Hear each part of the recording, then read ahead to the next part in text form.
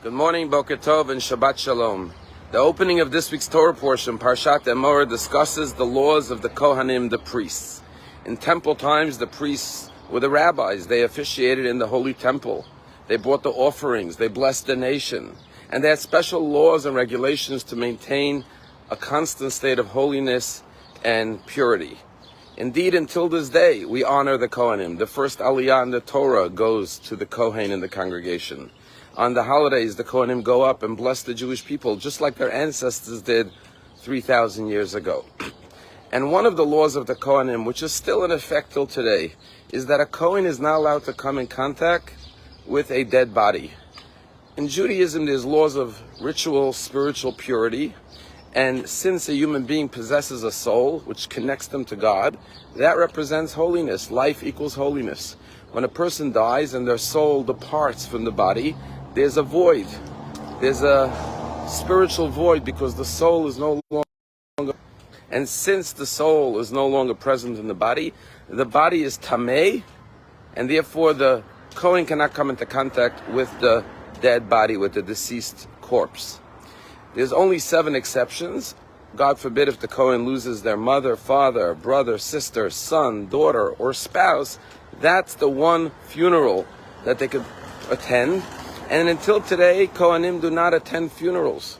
They have to stand outside. They cannot be in the same room unless, God forbid, it's one of the 7 relatives. However, there's one more exception in Jewish law, and that is what is known as a met mitzvah, a deceased person who is a mitzvah. What does that mean? If, God forbid, someone died and there's no one there, no relatives, no friends, to tend to the burial arrangements of this individual, then not only is the Kohen allowed to tend to the dead person, but they're commanded to. And it goes so far that Jewish law says that even the high priest, the Kohen Gadol, on Yom HaKippurim, on the day of Yom Kippur, who's in the Holy of Holies, if there's a person that needs a burial, the Kohen Gadol himself must go and take care of the deceased person. Rabbi Shlomo Chaim Sonnenfeld, who was a rabbi in Jerusalem, taught a beautiful lesson from this. And he says, think about this. Here we have a person who is deceased. They're dead. But since that body once possessed a godly soul, we have to treat it with such respect that even the high priest has to interrupt his service on the holiest day of Yom Kippur to go and tend to this person's burial. He says, if this is the care, the respect, the dignity that we have to give to a dead person because they were once alive and possessed a soul, think about how much honor and respect we have to give to a living human being. As Rabbi Shlomo Kalbach once said, if God forbid a Torah were to fall in the synagogue to the ground, everyone would gasp and run to lift the Torah up and kiss it. That's the honor we would show to the Torah. He says, what happens when a person falls on hard times and they're laying flat on their back or flat on their face? Do we walk by them and ignore them, or do we lift them up and embrace them and hug them and kiss them? Rabbi Simon Jacobson, a rabbi in New York, tells a story that he would give a class in Manhattan every week, and this fellow who was handicapped started to attend this class. He would come in his wheelchair, and he had other physical ailments, and he had a hard time speaking. He would speak very slowly, deliberately, and slur his speech. He got to know this fellow, and he was a wonderful, fine, beautiful soul. When he got to know him, he started to talk to him, and he found out that when he asked him about his parents, he said, I don't know my parents. He said, what do you mean? He says, when I was born with these physical handicaps, I was born to a very wealthy family, and my parents decided they can't deal with it.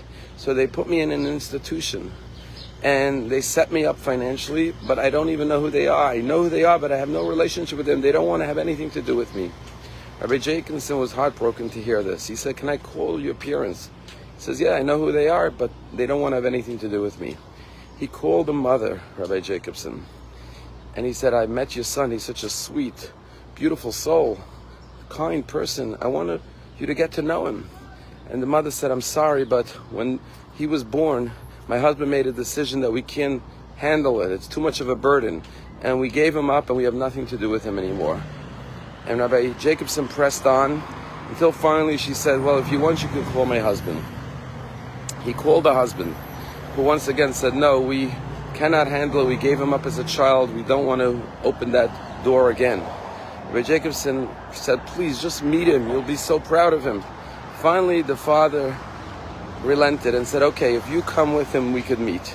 Rabbi Jacobson describes how they went up to this beautiful penthouse apartment in the Upper West Side overlooking Central Park. Beautiful apartment. They sit down and there's this tension in the room. The boy's in his wheelchair. He's not a boy, he's a young man in his 20s. Rabbi Jacobson, and first they start making small talk. And finally, the young man looks at his mother and father and they make eye contact for the first time. And in a very slow speech, he says, Mama, Papa. He says, I know I'm not perfect, but I've also come to realize that you're not perfect either. If you are willing to forgive me for not being perfect, I'll forgive you for not being perfect. And at that point, Rabbi Jacobson said, the mother burst out crying, got up and ran around the table and started to hug her son and crying on his shoulders for 5 minutes as the father watched, frozen. And finally the father walked over and together with the mother began to hug his son and cry and weep. And at that point, Rabbi Jacobson said, I think I'm going to let you be alone. I'm going to leave now. And he left the apartment with the son, the mother, and the father to be alone. Every human being has their frailties. Every human being has their challenges. Every human being has their struggles. But the Torah teaches us every human being is a godly, divine soul, a beautiful creation of God. And therefore we have to love each other, embrace each other. If this is the respect we show to a deceased body in Judaism, how much more when we meet someone who's alive and the divine soul is vibrating within them, the respect and honor that we have to show each and every human being. And of course, learn to forgive each other, whether it's parents and children, brothers or sisters, friends. Always see the good and forgive for any mistakes. Have a wonderful day.